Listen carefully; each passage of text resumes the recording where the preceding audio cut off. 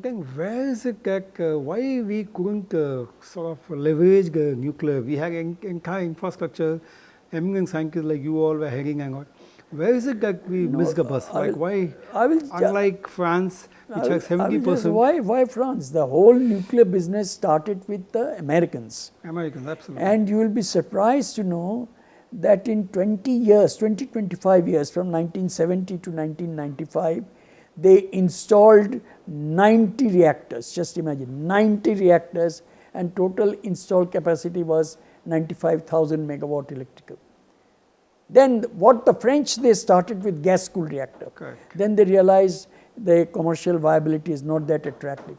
So they copied the entire Westinghouse design, and then they set up 58 reactors in a matter of only 20 years. Again, with the total installed power about 63,000.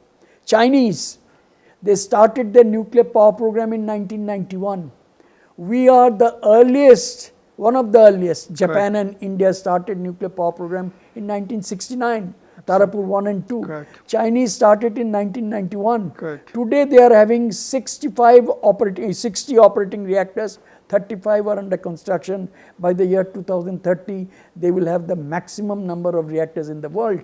And they could construct, nearly 50 reactors in a matter of... So, and now their plan is from 2020 to 2035, they will have 150 reactors. So, if they could do it, and the main thing is standardization. Now we have standardized our pressurized heavy water reactor. I think we are also trying to have some 18 reactors, I think, next year. So that's why we have now standardized our pressurized heavy water reactor. Correct. 700. And now the privatization was initially not there. Entire, I would say nuclear power and the related fuel cycle was left with the government.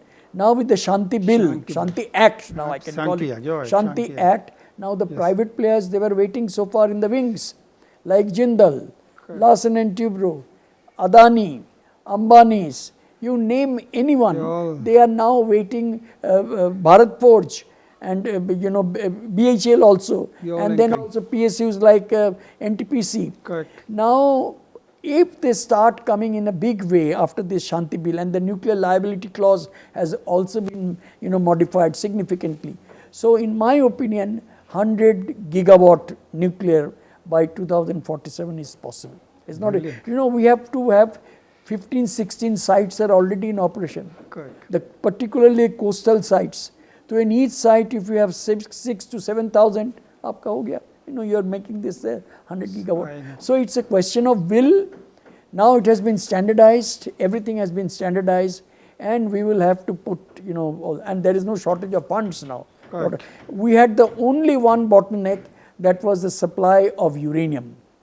Now, fortunately, after the Indo-US, nuclear cooperation deal, we are now importing uranium from Canada, from Kazakhstan, from Russia also, and now from Uzbekistan.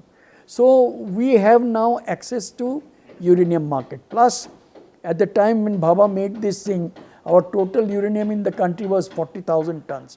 Today, we have now 4,30,000 tons of uranium. In the Kadapa is a huge amount of uranium found. So, and plus this overseas uranium. So now there is no hurdle and then with privatization, with an uninterrupted supply chain of uranium, it should be possible to meet this target. Superb. That's a very positive way of looking at how we are going ahead. Thorium is absolutely essential, but for long term. Maybe not in the next 25, 30, 40, 50 years. Maybe in the beginning of the next century. You can go for the thorium. Ultimately, we have to go for thorium. And you have to attain the level of industrial maturity which you have today towards uranium-based fuel and uranium-based reactors. In thorium-based reactors, you don't have that maturity. Absolutely.